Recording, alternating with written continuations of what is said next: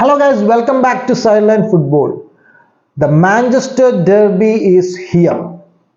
ഈ ഞായറാഴ്ച എറ്റിഹാഡ് സ്റ്റേഡിയത്തിൽ വെച്ചാണ് ഈ പ്രീമിയർ ലീഗ് സീസണിലെ ആദ്യത്തെ മാഞ്ചസ്റ്റർ ഡെർബി നടക്കാൻ പോകുന്നത്. Manchester city versus Manchester United മത്സരത്തെ കുറിച്ചാണ് നമ്മൾ ഈ വീഡിയോയിൽ സംസാരിക്കാൻ പോകുന്നത്. 195ാമത്തെ മാഞ്ചസ്റ്റർ ഡെർബി മത്സരമാണ് ഈ ഞായറാഴ്ച എറ്റിഹാഡിൽ നടക്കാൻ പോകുന്നത്. സോ ഒരു വല്ലാത്തൊരു സമയത്താണ് ഈ മാഞ്ചസ്റ്റർ ഡെർബി കടന്നു വരുന്നത് രണ്ട് ടീമുകൾക്കും. അതിലാദ്യം സിറ്റിയുടെ കാര്യം നോക്കുകയാണെങ്കിൽ പെപ് ഗാർഡിയോളയ്ക്ക് കീഴിൽ ഇതുവരെയുള്ളതിൽ ഏറ്റവും മോശം ഫോമിലൂടെയാണ് സിറ്റി കടന്നു പോയിക്കൊണ്ടിരിക്കുന്നത്. പെപ് ഗാർഡിയോളയുടെ കരിയറിൽ തന്നെ അദ്ദേഹത്തിന്റെ മാനേജറിയൽ കരിയറിലെ ഏറ്റവും മോശം ഒരു സ്റ്റേജിലൂടെയാണ് ഇപ്പോൾ പെപ് ഗാർഡിയോള കടന്നു പോകുന്നത്. കഴിഞ്ഞ 10 മത്സരങ്ങളിൽ നിന്നും ഒരേ ഒരു വിജയം മാത്രമാണ് സിറ്റിക്ക് നേടാൻ കഴിഞ്ഞിട്ടുള്ളത്. എല്ലാ കോമ്പറ്റീഷനും ചേർത്ത് നോക്കുകയാണെങ്കിൽ അതിന് ആ ഒരു വിജയം വന്നത് 3-0 ഒരു വിജയം നോട്ടിംഗ്ഹാം ഫോറസ്റ്റിനെതിരെയാണ് അവർക്ക് നേടാൻ കഴിഞ്ഞത് പ്രീമിയർ ലീഗിൽ. സോ ഇപ്പോൾ പ്രീമിയർ ലീഗിൽ 4ാം സ്ഥാനത്താണ് സിറ്റി നിൽക്കുന്നത് 15 മത്സരങ്ങൾക്ക് ശേഷം 27 പോയിന്റുമായിട്ട്. ഇനി നേരെ യുണൈറ്റഡിന്റെ കാര്യം നോക്കുകയാണെങ്കിൽ എറിക് ടെൻ ഹാഗ് എന്നൊരു ദുസ്വപ്നത്തിന് ശേഷം റൂബൻ അമോറിം എന്ന പുതിയ കോച്ചിന് കീഴിൽ ബേബി സ്റ്റെപ്സ് വെച്ച് തുടങ്ങുന്ന സമയത്താണ് ഈ ഒരു ക്രൂഷ്യൽ മാഞ്ചസ്റ്റർ ഡെർബി മാച്ച് കടന്നു വരുന്നത്. സോ റൂബൻ അമോറിം വന്നതിന് ശേഷം ഒരു ഫെയർ ഷെയർ ഓഫ് തോൽവികളും വിജയവും സമനിലകളും അവർക്ക് കിട്ടിയിട്ടുണ്ട്. സോ അവരിപ്പോൾ 13ാം സ്ഥാനത്താണ് നിൽക്കുന്നത്. 15 മത്സരങ്ങൾക്ക് ശേഷം 19 പോയിന്റുമായിട്ട് 13ാം സ്ഥാനത്താണ് യുണൈറ്റഡ് നിൽക്കുന്നത്. സോ രണ്ട് ടീമുകൾക്കും ഒരു നോട്ട് സോ ഗുഡ് ഫോം എന്ന് പറയാവുന്ന ഒരു സ്റ്റേജിലാണ് രണ്ട് ടീമുകളും നിൽക്കുന്നത്. പക്ഷേ സ്റ്റാൻഡേർഡ്സ് വെച്ച് കമ്പയർ ചെയ്യുകയാണെങ്കിൽ ഞാൻ പറയും സിറ്റിയാണ് കുറച്ചും കൂടി ഒരു മോശം സമയത്തിലൂടെ കടന്നു പോകുന്നത്. എനിക്ക് തോന്നുന്നു കഴിഞ്ഞൊരു 3-4 വർഷത്തിനിടയിൽ ഈ രണ്ട് ടീമും സിറ്റിയും യുണൈറ്റഡും ഇതിൽ ഏതെങ്കിലും ഒരു ടീം ടോപ്പ് 3 പ്രീമിയർ ലീഗിന്റെ ടോപ്പ് 3 പോയിന്റ് ടേബിളിൽ ഇല്ലാതെ ഉള്ള ഒരു സമയത്ത് മാഞ്ചസ്റ്റർ ഡെർബി വരുന്നത് ഇത് ആദ്യമായിട്ടായിരിക്കും എന്നാണ് എനിക്ക് തോന്നുന്നത് കഴിഞ്ഞൊരു 3-4 വർഷം നോക്കിക്കഴിഞ്ഞാൽ. സോ നമ്മളിപ്പോൾ ഇനി ആദ്യം മാഞ്ചസ്റ്റർ സിറ്റിയുടെ കറണ്ട് ഫോമിനെ കുറിച്ച് നോക്കുകയാണെങ്കിൽ അവരുടെ ഇപ്പോൾ ഉള്ള ഒരു ഡൗൺഫാളിന് അല്ലെങ്കിൽ ഇപ്പോൾ ഉള്ള ഒരു സ്ട്രഗ്ലിംഗ് സ്റ്റേജിന്റെ one of the major reason എന്ന് പറയുന്നത് ദ നമ്പർ ഓഫ് ഇഞ്ചുറീസ് തന്നെയാണ്. ഈ ഒരു മാഞ്ചസ്റ്റർ ഡെർബിയിലേക്ക് പോകുമ്പോൾ പെപ് ഗാർഡിയോളയുടെ ടീമിന്റെ ഡിഫൻസീവ് ലൈൻ നോക്കുകയാണെങ്കിൽ 3 മേജർ പ്ലേയേഴ്സാണ് അവർക്ക് എടുത്തു പറയാൻ പറ്റുള്ളൂ. Kyle Walker, Ruben Dias, Gvardiol. ബാക്കിയുള്ള പ്ലേയേഴ്സ് എല്ലാം ഇഞ്ചുറീസിന്റെ പിടിയിലാണ്. അതിൽ എടുത്തു പറയേണ്ടത് നാഥൻ ആക്കെയും മാനുവൽ അക്കാൻജിയോ എല്ലാം ഇഞ്ചുറി കൺസേൺഡ് ആണ്. സോ അവർ ഈ മത്സരത്തിന് ഉണ്ടാവുകയില്ല. സോ ഈ ഒരു 3 പ്ലേയേഴ്സിനെ വെച്ചിട്ട് വേണം ഡിഫൻസീവ് ലൈൻ സെറ്റപ്പ് ചെയ്യാനായിട്ട് ഗാർഡിയോളയ്ക്ക്. അതിൽ കൈൽ വാക്കർ ഒക്കെ പറഞ്ഞു കഴിഞ്ഞാൽ അദ്ദേഹത്തിന്റെ കരിയറിൽ തന്നെ വൺ ഓഫ് ദി വേഴ്സ്റ്റ് ഫോമിലൂടെയാണ് കടന്നു പോകുന്നത്. സിറ്റിയുടെ ഒന്നും സ്റ്റാർട്ടിംഗ് ലൈനപ്പിൽ ചിന്തിക്കാൻ പോലും പറ്റാത്ത ഒരു ലെവലിലേക്ക് അദ്ദേഹത്തിന്റെ പെർഫോമൻസ് ഒക്കെ ഈ അടുത്തായിട്ട് താഴ്ന്നത് നമ്മൾ ഒരുപാട് മത്സരങ്ങൾ കണ്ടതാണ്. ബട്ട് പെപ് ഗാർഡിയോളയ്ക്ക് വേറെ ചോയ്സ് ഇല്ലാത്തൊരു അവസ്ഥയാണ് ഡിഫൻസീവ് ലൈനിലേക്ക് നോക്കുമ്പോൾ. ഇനി മിഡ്ഫീൽഡിലേക്ക് കാര്യങ്ങൾ നോക്കുകയാണെങ്കിൽ obviously Rodri, the Ballon d'Or വിന്നറിന്റെ അഭാവം കുറെ കാലമായിട്ട് സിറ്റിനെ ബാധിക്കും. എനിക്ക് തോന്നുന്നു സിറ്റിയുടെ ഡൗൺഫോളിന്റെ തുടക്കം തന്നെ റോഡ്രിയുടെ ഒരു ഇഞ്ചുറിയിൽ നിന്നാണ് തുടങ്ങുന്നത്. സോ കാരണം റോഡ്രി സിറ്റിയുടെ മിഡ്ഫീൽഡിൽ കൊടുക്കുന്ന ആ ഒരു ടെക്നിക്കൽ പ്രസൻസ്, ആ ഒരു ടെക്നിക്കൽ എബിലിറ്റി എന്ന് പറയാം ഒരു കാര്യം. കാരണം ബോൾ റിക്കവറി ആണെങ്കിലും ട്രാൻസിഷൻ സമയത്തുള്ള ടീം ബാലൻസ് കീപ്പിംഗ് ആണെങ്കിലും റോഡ്രി ടീമിൽ പ്രൊവൈഡ് ചെയ്തിരുന്ന അത്രയും ഒരു മേജർ കോൺട്രിബ്യൂഷൻ ആയിരുന്നു. ആ ഒരു കോൺട്രിബ്യൂഷൻ റെപ്ലിക്കേറ്റ് ചെയ്യാനായിട്ട് ഇപ്പോൾ മിഡ്ഫീൽഡ് കളിക്കുന്ന പ്ലേയേഴ്സിന് കഴിയുന്നില്ല എന്നുള്ളതാണ് സത്യം. അവിടെയും ഇഞ്ചുറി കൺസേൺസ് വേറെയും ഉണ്ട്. കോവാച്ചിച്ച് ഇഞ്ചേർഡ് ആയിരുന്നു. പക്ഷേ ഈ കഴിഞ്ഞ മിഡ് വീക്കിൽ യുവന്റസിനെതിരെയുള്ള ചാമ്പ്യൻസ് ലീഗ് മത്സരത്തിൽ അദ്ദേഹം ടീം ഷീറ്റിൽ ഉണ്ടായിരുന്നു. സോ മേ ബി ഈ മാഞ്ചസ്റ്റർ ഡെർബിയിൽ അദ്ദേഹം ആസ് എ സ്റ്റാർട്ടർ ഉണ്ടാകുമോയെന്ന് അറിയില്ല, അത് കണ്ടറിയണം. പക്ഷേ ടീം ഷീറ്റിൽ അദ്ദേഹം ഉണ്ടാകാൻ തന്നെയാണ് ചാൻസ്. സോ അത് അദ്ദേഹത്തെ കൂട്ടാണ്ട് പിന്നെയുള്ളത് ബെർണാഡോ സിൽവയും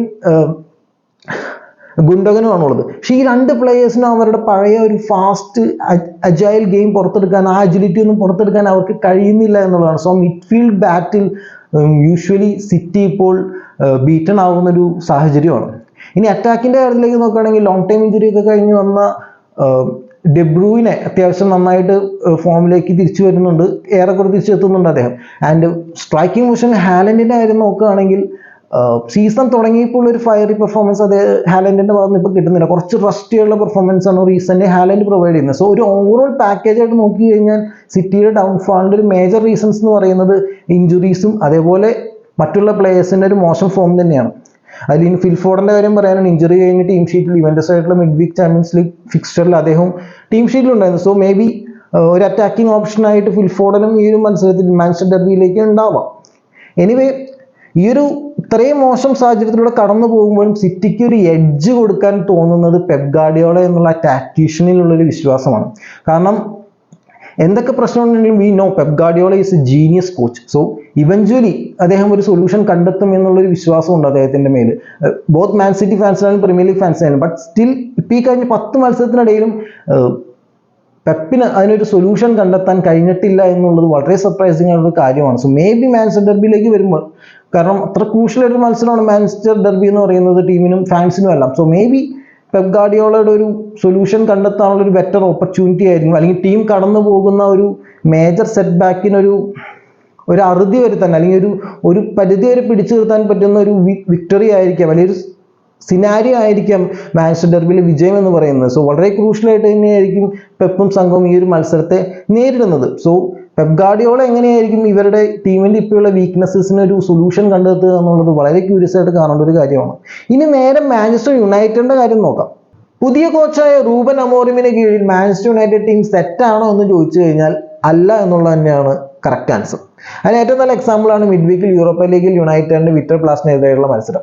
ഫസ്റ്റ് ഹാഫ് അത്യാവശ്യം കമ്പാരിറ്റീവ്ലി മോശം പ്രകടനമായിരുന്നു. സെക്കൻഡ് ഹാഫിൽ 88ാമത്തെ മിനിറ്റിൽ റാസ്മസ് ഹോളണ്ട് നേടുന്ന ഗോളിലാണ് യുണൈറ്റഡ് 2-1 ഒരു വിജയം കണ്ടെത്തുന്നത്. സോ അതർവൈസ് ഒരു നെഗറ്റീവ് റിസൾട്ടിലേക്ക് കാര്യങ്ങൾ പോയേനെ. അതുപോലെ തന്നെ പ്രീമിയർ ലീഗിൽ മുമ്പുള്ള മത്സരങ്ങൾ നോക്കുകയാണെങ്കിൽ നോട്ടിംഗം ഫോറസ്റ്റിന്റെ അടുത്ത് ഒരു 3-2 തോൽവി, അതിനു മുമ്പ് എമിറേറ്റ്സ് സ്റ്റേഡിയത്തിൽ ആർസണലിനെതിരെ 2-0 തോൽവി. അങ്ങനെ ഒരു not so good form of run of ഫോമിൽ നിൽക്കുന്ന യുണൈറ്റഡ് ടീം ഇനിയും സമയം അവർക്ക് വേണം റൂബൻ അമോറിമിന്റെ സിസ്റ്റത്തിലേക്ക് ഒന്ന് സെറ്റിൽ ആവാനായിട്ട്. കാരണം എറിക് ടെൻ ഹാഗ് പോയതിനു ശേഷം റൂബൻ അമോറിം ഒരു പുതിയ സിസ്റ്റമാണ് ഉണ്ടാക്കിയെടുത്തിരിക്കുന്നത്. യുണൈറ്റഡ് ഒരു പുതിയ ഫോർമേഷൻ, പുതിയ കൈൻഡ് ഓഫ് പ്ലേയിങ് സ്റ്റൈൽ, പുതിയ കൈൻഡ് ഓഫ് പ്ലേയിങ് മെന്റാലിറ്റിയാണ് പ്ലേയേഴ്സിലേക്ക് ഇംപ്ലിമെന്റ് ചെയ്യാനായിട്ട് അദ്ദേഹം നോക്കുന്നത്. So obviously he needs time.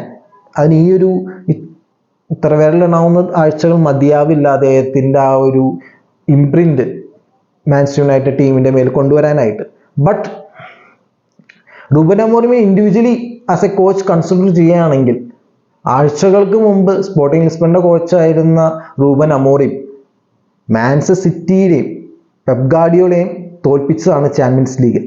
4-1 ഒരു തോൽവി സിറ്റിക്കും പെപ് ഗാർഡിയോളയ്ക്കും സംഘത്തിനും സ്പോർട്ടിംഗ് ലിസ്ബണിനെതിരെ നേരിടേണ്ടി വന്നിട്ടുണ്ട്. സോ റൂബൻ അമോറിമിന് അറിയാം എങ്ങനെയാണ് ഇപ്പൊ ഈ ഒരു സ്ട്രഗ്ലിംഗ് ഫേസിലൂടെ കടന്നു പോകുന്ന പെപ് ഗാർഡിയോളയെ ബീറ്റ് ചെയ്യേണ്ടത് എങ്ങനെയാണ്, അല്ലെങ്കിൽ അവരെ വളയേണ്ടത് എങ്ങനെയാണ് എന്നുള്ളത് റൂബൻ അമോറിമിന് അറിയാം. ഇനി നോക്കാനുള്ളത് ഈ ഞായറാഴ്ചത്തെ മത്സരത്തിലേക്ക് വരുമ്പോൾ ദ പ്ലേയേഴ്സ്, യുണൈറ്റഡിന്റെ പ്ലേയേഴ്സ് അദ്ദേഹത്തിന്റെ ആ ഒരു സിസ്റ്റത്തിന് അനുസരിച്ചുള്ള പ്രകടനം പുറത്തെടുക്കുമ്പോൾ, സ്പോർട്ടിങ്ങിലുള്ള പ്ലേയേഴ്സിനെ പോലെ യുണൈറ്റഡിലെ പ്ലേയേഴ്സും കോച്ചിന് ആവശ്യമായിട്ടുള്ള രീതിയിൽ പ്രകടനം പുറത്തെടുക്കുമോ എന്നുള്ളതാണ് അറിയാനുള്ളൊരു കാര്യം.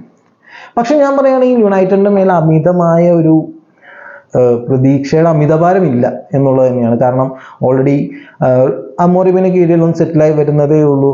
ആൻഡ് സിറ്റി സ്ട്രഗ്ലിംഗ് ആണ്, യെസ്, ബട്ട് സ്റ്റിൽ പ്രതീക്ഷയുടെ ഒരു അമിതഭാരം യുണൈറ്റഡോ അല്ലെങ്കിൽ യുണൈറ്റഡിന്റെ പ്ലേയേഴ്സോ ഫേസ് ചെയ്യുന്നില്ല ഈ ഒരു മത്സരത്തിൽ. ഇനി ഇൻ കേസ് എറ്റിഹാഡിൽ പോയി ഒരു വിജയം കൈവരിക്കാൻ അവർക്ക് കഴിയുകയാണ്, it will be A statement victory ആകും എന്നുള്ളത് വേറൊരു കാര്യമാണ്. കാരണം ഞാൻ പറഞ്ഞാൽ ബേബി സ്റ്റെപ്സ് വെച്ച് ഒരു ഡയറക്ഷനിലേക്ക് നീങ്ങുന്ന ഒരു ക്ലബിന് സിറ്റി പോലുള്ള ഒരു ടോപ്പ് ടീമിനെ അടിക്കുക എന്ന് പറയുന്നത്, അത് അവരുടെ ഹോമിൽ പോയി മാഞ്ചസ്റ്റർ ഡെർബിയിൽ അടിക്കുക എന്ന് പറയുന്നത് വളരെ ഒരു ഇമ്പോർട്ടൻറ്റ് കാര്യം തന്നെയാണ്, ഇമ്പോർട്ടൻറ്റ് സ്റ്റേറ്റ്മെന്റ് തന്നെയാണ്. ബട്ട് തോൽവിയുടെ ഒരു അമിത പേടി അവർക്ക് വേണ്ട എന്നുള്ളത് തന്നെയാണ്. പക്ഷെ എനിവേ ഞാൻ പറയുകയാണെങ്കിൽ കഴിഞ്ഞ 3 വർഷത്തിനിടയിൽ എറ്റിഹാഡിൽ പോയിട്ട് ഒരു വിജയം പോലും കണ്ടെത്താൻ, അല്ലെങ്കിൽ തോൽവി മാത്രമാണ് യുണൈറ്റഡിന് ലഭിച്ചിട്ടുള്ളൂ. പക്ഷെ കുറെ വർഷങ്ങളായിട്ട് എറ്റിഹാഡിലേക്ക് കയറി ചെല്ലാനുള്ള ഏറ്റവും നല്ലൊരു സിറ്റുവേഷനാണ് ഇപ്പോൾ യുണൈറ്റഡിന് കിട്ടിയിരിക്കുന്നത്.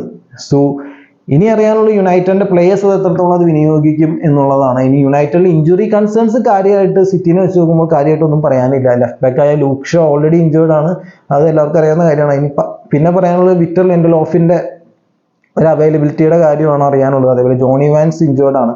അതല്ലാതെ നോക്കി കഴിഞ്ഞാൽ വലിയ മേജർ സ്റ്റാർട്ടിംഗ് ലെവലിൽ ഒരു മേജർ ഇഞ്ചുറി കൺസേൺസ് റൂബൻ അമോറിമിന് ഇല്ല ഈ ഒരു മാഞ്ചസ്റ്റർ ഡെർബിയിലേക്ക് കടന്നു വരുമ്പോൾ. ഈ മത്സരത്തിലേക്ക് ഒരു മേജർ ഫാക്ടർ എന്തായിരിക്കും എന്ന് ചോദിച്ചു കഴിഞ്ഞാൽ, മത്സരത്തിന്റെ റിസൾട്ട് തന്നെ ഡിസൈഡ് ചെയ്യാൻ കഴിവുള്ള ഒരു മേജർ ഫാക്ടർ എന്തായിരിക്കും എന്ന് ചോദിച്ചു കഴിഞ്ഞാൽ, എന്നോട് ചോദിച്ചു കഴിഞ്ഞാൽ ഞാൻ പറയും മിഡ്ഫീൽഡ് ബാറ്റിലാണെന്ന്. യുണൈറ്റഡിന്റെ മിഡ്ഫീൽഡ് ഹോൾഡിംഗ് മിഡ്ഫീൽഡേഴ്സ് ആയിട്ട് കളിക്കുന്നത് മേ ബി മോസ്റ്റ് പ്രോബബ്ലി കോബി മൈനയും ഉഗാട്ടോ ആയിരിക്കും. ഈ ഒരു സംഘത്തിന് എസ്പെഷ്യലി ഉഗാട്ടോയ്ക്ക് എല്ലാം പന്ത് മിഡ്ഫീൽഡിൽ വിൻ ചെയ്തെടുക്കുകയും അതേപോലെ അത് അറ്റാക്കിങ്ങിന് പ്രോഗ്രസീവായിട്ട് വെച്ചു കൊടുക്കാൻ കഴിയുകയും ചെയ്താൽ through Bruno Fernandes or otherwise progressively അറ്റാക്കിങ്ങിലേക്ക് വെച്ചു കൊടുക്കാൻ കഴിഞ്ഞാൽ, അറ്റാക്കിങ്ങിന്റെ അറ്റത്ത് നിൽക്കുന്ന റാസ്മസ് ഹോളണ്ട് പോലൊരു സ്ട്രൈക്കറിന് കമ്പാരേറ്റീവ്ലി ഡീസൻ്റ് ആയിട്ട് പ്രിസിഷൻ കീപ്പ് ചെയ്യാൻ കഴിഞ്ഞാൽ സിറ്റിയുടെ വല കുലുക്കാനുള്ള അവസരം യുണൈറ്റഡിന് ഒരുപാട് കിട്ടാനുള്ള ചാൻസ് ഈ മത്സരത്തിലുണ്ട്. കാരണം കഴിഞ്ഞ കുറച്ച് കാലമായിട്ട് സിറ്റി ഏറ്റവും കൂടുതൽ എക്സ്പോസ് ചെയ്യപ്പെടുന്നത് കൗണ്ടർ അറ്റാക്സ് വരുമ്പോഴാണ്. കൗണ്ടർ അറ്റാക്സ് വരുമ്പോൾ അവർക്ക് ആ ഒരു ഡിഫെൻസീവ് ഷേപ്പ് കീപ്പപ്പ് ചെയ്യാനായിട്ട്, അല്ലെങ്കിൽ ആ സോളിഡ് ഫോം കീപ്പപ്പ് ചെയ്യാനായിട്ട്, അല്ലെങ്കിൽ ട്രാൻസിഷൻ ഒന്ന് ബാലൻസ് കീപ്പ് ചെയ്യാനായിട്ട് സിറ്റിയുടെ മിഡ്ഫീൽഡേഴ്സ്, എസ്പെഷ്യലി ഡിഫൻസീവ് മിഡ്ഫീൽഡറായ റോഡ്രി പോയതിനു ശേഷം വളരെയധികം ബുദ്ധിമുട്ടുന്ന ഒരു കാഴ്ചയാണ് കാണുന്നത്. അവിടെയാണ് റോഡ്രി പോലുള്ള പ്ലെയർ കൊടുക്കുന്ന ഇൻപുട്ട് നമുക്ക് മനസ്സിലാവുന്നത്. അദ്ദേഹത്തിൻ്റെ ആ ഒരു ടാക്ടിക്കൽ മൈൻഡും അതേപോലെ സ്മാർട്ട് ഫൗൾസും കാര്യങ്ങളെല്ലാം സിറ്റി ശരിക്കും മിസ് ചെയ്യുന്നുണ്ട്. സോ ആ ഒരു സിറ്റി മിഡ്ഫീൽഡിൽ ആ ഒരു ട്രാൻസിഷൻ പീരീഡ് കീപ്പപ്പ് ചെയ്യാൻ ഈ മത്സരത്തിൽ എത്രത്തോളം കഴിയും, ആ ഒരു ബാലൻസ് കീപ്പ് ചെയ്യാൻ എത്രത്തോളം കഴിയും എന്നുള്ളത് എത്തിഹാഡിൽ വളരെ ഇമ്പോർട്ടൻ്റ് ആയിട്ട് കാര്യമായിട്ട് തന്നെ വന്നേക്കാം. അതേപോലെ ട്രാൻസിഷൻ പീരീഡിൽ യുണൈറ്റഡിൻ്റെ മൂവ്മെന്റ്സ് എങ്ങനെയായിരിക്കും, ബ്രൂണോ ഫെർണാണ്ടസിന്റെ ഇൻവോൾവ്മെന്റ് എല്ലാം വളരെ നല്ല സ്കോപ്പുള്ള ഒരു ഏരിയയാണ് ഈ ഒരു ക്വിക്ക് കൗണ്ടർ അറ്റാക്സ് എന്ന് പറയുന്നത്. സോ മിഡ്ഫീൽഡ് ബാറ്റിൽ വളരെയധികം ഈ ഒരു മത്സരത്തിൽ ഇമ്പോർട്ടൻറ്റ് ഫാക്ടർ തന്നെയായിരിക്കും എന്നാണ് ഞാൻ വിശ്വസിക്കുന്നത്. സോ ഈ ഒരു മാഞ്ചസ്റ്റർ ഡെർബിയുടെ ഒരു പ്രെഡിക്റ്റഡ് ലൈനപ്പാണ് പറയാൻ പോകുന്നത്. എൻ്റെ ഒരു പ്രെഡിക്റ്റഡ് ലൈനപ്പാണ് ഞാൻ പറയുന്നത്. ആദ്യം നമുക്ക് സിറ്റിയുടെ ഹോം ടീമിൻ്റെ തന്നെ നോക്കുകയാണെങ്കിൽ ഗോൾ കീപ്പിങ്ങിൽ എഡേഴ്സൺ തിരിച്ചു വന്നിട്ടുണ്ട്. യുവന്റസിന്റെ മത്സരത്തിൽ എഡേഴ്സണാണ് ഗോൾ കീപ്പിങ്ങിന് നിന്നിരുന്നത്. But I think still premier ലീഗിൽ ഓർട്ടേഗ തന്നെയായിരിക്കും ഫസ്റ്റ് ചോയ്സ് എന്ന് തോന്നുന്നു എനിക്ക് പെപ് ഗാർഡിയോളയുടെ. സോ ഗോൾ കീപ്പിങ്ങിൽ ഓർട്ടേഗനെയാണ് ഞാൻ ചൂസ് ചെയ്യുന്നത്. ഇനി ഡിഫൻസീവ് ലൈൻ നോക്കുകയാണെങ്കിൽ നേരത്തെ ഇഞ്ചുറീസിന്റെ കാര്യം ഞാൻ പറഞ്ഞല്ലോ, അതിൽ എടുത്തു പറയുമ്പോൾ മറന്നൊരു പേരാണ് ജോൺ സ്റ്റോൺസിന്റെ പേര്. സോ ജോൺ സ്റ്റോൺസ് ഇഞ്ചേർഡ് ആണ്, നേതനാക്കി ഇഞ്ചേർഡ് ആണ്, മാനുവൽ അക്കാഞ്ചി ഇഞ്ചേർഡ് ആണ്. സോ എനിക്ക് തോന്നുന്ന ഒരു ലൈനപ്പ് എങ്ങനെയായിരിക്കും എന്ന് വെച്ച് കഴിഞ്ഞാൽ കൈൽ വാക്കർ, വേറെ ഓപ്ഷൻ ഇല്ല. സോ കൈൽ വാക്കറിനെ ആയിരിക്കും പെപ് ഗാർഡിയോള റൈറ്റ് ബാക്ക് പൊസിഷനിലേക്ക് ഏൽപ്പിക്കുക. So Kyle Walker, Ruben Dias, Gvardiol, അതേപോലെ തന്നെ എനിക്ക് തോന്നുന്നു ജെ സിംസൺ എന്നുള്ള പ്ലെയറും മറ്റുള്ള റീകോലോസ് എല്ലാം സസ്പെൻഡഡ് ആണ്, റെഡ് കാർഡ് വേണ്ടി സസ്പെൻഡഡ് ആണ്. ക്രിസ്റ്റൽ പാലസിലുള്ള ലാസ്റ്റ് പ്രീമിയർ ലീഗ് മത്സരത്തിൽ റെഡ് കാർഡ് അദ്ദേഹത്തിന് കിട്ടിയാണ്. സോ അതേ മത്സരത്തിൽ ഇല്ല. So I think J Simpson ആയിരിക്കും ഡിഫൻസീവ് ലൈനിൽ ഉണ്ടാവുക എന്ന് എനിക്ക് തോന്നുന്നു. ഇനി മിഡ്ഫീൽഡിലേക്ക് നോക്കുകയാണെങ്കിൽ ഐ തിങ്ക് ഗുൻഡോഗനും ബെർണാർഡോ സിൽവ തന്നെ ആയിരിക്കാം സ്റ്റാർട്ടിങ് വരെ. കോവാച്ചിച്ച് മേ ബി ആ സബ്സ്റ്റിറ്റ്യൂട്ട് ആയിട്ട് വരാനാണ് ചാൻസ്. കാരണം യുവന്റസ് ആയിട്ടുള്ള മത്സരത്തിൽ ടീം ഷീറ്റിൽ അദ്ദേഹം ഉണ്ടായിരുന്നെങ്കിലും മത്സരത്തിൽ ഇറങ്ങിയിട്ടുണ്ടായിരുന്നില്ല. സോ ഐ തിങ്ക് ഗുണ്ടോഗനും ബെർണാർഡോ സിൽവ തന്നെയായിരിക്കും സ്റ്റാർട്ടിംഗ് ലൈനപ്പിൽ മിഡ്ഫീൽഡിൽ ഉണ്ടാവുക. ആൻഡ് അറ്റാക്കിംഗ് മിഡ്ഫീൽഡർ റോളിലേക്ക് അല്ലെങ്കിൽ അറ്റാക്കിംഗ് സെൻട്രൽ മിഡ്ഫീൽഡറായിട്ട് വരുമ്പോൾ ഐ തിങ്ക് ഡിബ്രോയിനെ തന്നെയായിരിക്കും, അദ്ദേഹത്തിന് തന്നെയാണ് 100% ചാൻസ് കാണുന്നത്. ആൻഡ് വിങ്സിലേക്ക് സവീനയും ന്യൂനസ് തന്നെയായിരിക്കും. ആൻഡ് സ്ട്രൈക്കിങ്ങിൽ ഒബ്വിയസ്ലി ഹാലൻഡ് തന്നെയാണ്. ഇതാണ് എൻ്റെ ഒരു പ്രിഡിക്റ്റഡ് ലൈനപ്പ്. ഇനി സിറ്റിയുടെ, ഇനി എവേ ടീമിൻ്റെ മാഞ്ചസ്റ്റർ യുണൈറ്റഡിൻ്റെ ലൈനപ്പും കാര്യങ്ങളും നോക്കുകയാണെങ്കിൽ ഗോൾ കീപ്പിങ്ങിൽ ഒനാനെ ആയിരിക്കുള്ളൂ.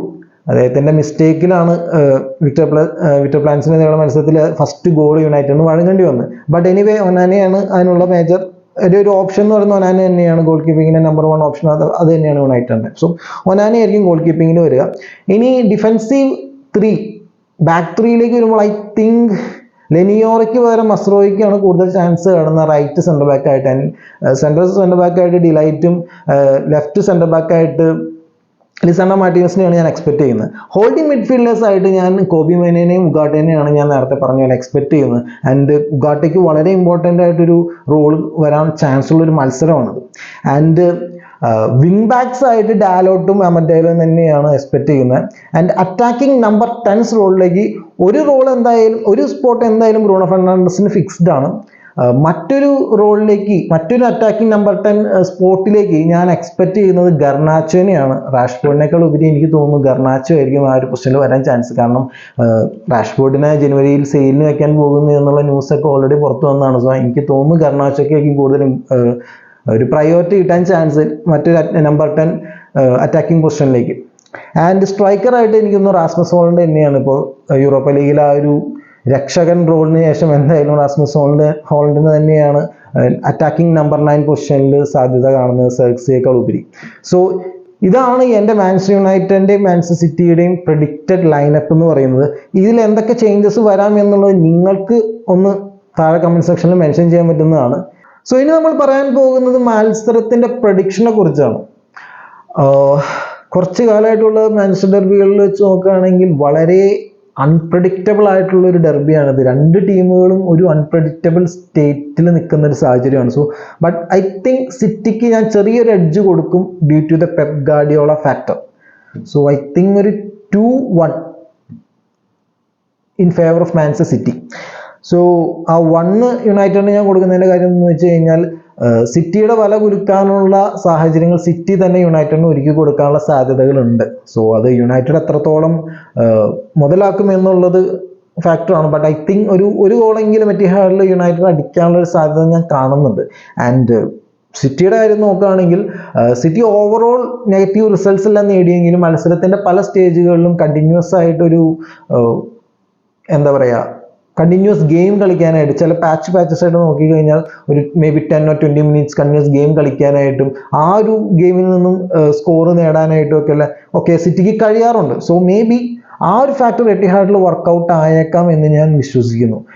സോ ഒരു 2-1 സ്കോർ ലൈനിൻ്റെ ഒരു എഡ്ജ് ഞാൻ സിറ്റിക്ക് കൊടുക്കുന്നുണ്ട്. നിങ്ങൾക്ക് എന്താണ് നിങ്ങളുടെ പ്രഡിക്ഷൻസ് എന്നുള്ളത് താഴെ കമന്റ് സെക്ഷൻ രേഖപ്പെടുത്താവുന്നതാണ്. അതേപോലെ മത്സരത്തിൽ ആദ്യത്തെ ഗോള് ഏത് ടീമായിരിക്കും നേടുക എന്നുള്ളത് വളരെ ഇമ്പോർട്ടൻ്റ് ആണെന്ന് ഞാൻ വിശ്വസിക്കുന്നു. കാരണം ഇങ്ങനെയുള്ള മത്സരങ്ങളിൽ രണ്ടും ഇങ്ങനെ ഒരു അൺപ്രഡിക്റ്റബിലിറ്റി ഇത്രയും നിൽക്കുന്ന ഒരു മത്സരത്തിൽ ആദ്യത്തെ ഗോള് നേടുന്ന ടീമിനൊരു സൈക്കോളജിക്കൽ ഡോമിനൻസ് എതിർ ടീമിനെതിരെ കിട്ടാനുള്ള സാധ്യത ഇപ്പോഴത്തെ ഒരു സ്റ്റേജിൽ ഈ ഒരു മാഞ്ചസ്റ്റർ ഡെർബിക്ക് ഉണ്ട് എന്ന് ഞാൻ വിശ്വസിക്കുന്നുണ്ട്. സോ ഏത് ടീമായിരിക്കും ആദ്യം സ്കോർ ചെയ്യുക അല്ലെങ്കിൽ എത്ര പെട്ടെന്ന് സ്കോർ ചെയ്യുക എന്നുള്ളത് ഈ ഒരു മത്സരത്തിൽ ഒരു ഇമ്പോർട്ടൻറ്റ് ഫാക്ടർ ആയേക്കാം. സോ അതും നിങ്ങൾക്ക് താഴെ കമന്റ് സെക്ഷനിൽ രേഖപ്പെടുത്താവുന്നതാണ്. അതേപോലെ ലൈനപ്പിൽ ഞാനൊരു പ്രഡിക്ഷൻ ലൈനപ്പ് പറഞ്ഞു, അതുപോലെ നിങ്ങളുടെ പ്രഡിക്ഷൻസ് എന്തെങ്കിലും ചേഞ്ചസ് ഉണ്ടോ കാര്യങ്ങളുണ്ടോ എന്നുള്ളത് നിങ്ങൾക്ക് താഴെ കമന്റ് സെക്ഷനിൽ രേഖപ്പെടുത്താവുന്നതാണ്. സോ എന്തായാലും മത്സരത്തിന്റെ വാച്ച് ലോങ് ഉണ്ടാവും. സോ ബാക്കി ഡീറ്റെയിൽസ് എല്ലാം നമുക്ക് ആ സമയത്ത് ഡിസ്കസ് ചെയ്യാവുന്നതാണ്. എനിവേ നിങ്ങൾക്ക് ഈ വീഡിയോ ഇഷ്ടപ്പെട്ടെങ്കിൽ മാഞ്ചസ്റ്റർ ഡെർബിയുടെ ഒരു പ്രിവ്യൂ വീഡിയോ ഇഷ്ടപ്പെട്ടെങ്കിൽ ഒന്ന് ലൈക്ക് ചെയ്യുക. ചാനൽ ഇതുവരെ സബ്സ്ക്രൈബ് ചെയ്തിട്ടുണ്ടെങ്കിൽ സബ്സ്ക്രൈബ് ചെയ്യുക. നിങ്ങളുടെ മറ്റുള്ള ഫുട്ബോൾ ഫ്രണ്ട്സിനൊക്കെ എല്ലാം ഈ ഒരു വീഡിയോ ഷെയർ ചെയ്ത് എത്തിക്കുക, നമ്മുടെ ചാനലിനെ കുറിച്ച് മെൻഷൻ ചെയ്യുക. And finally thank you for watching this video and have A nice day.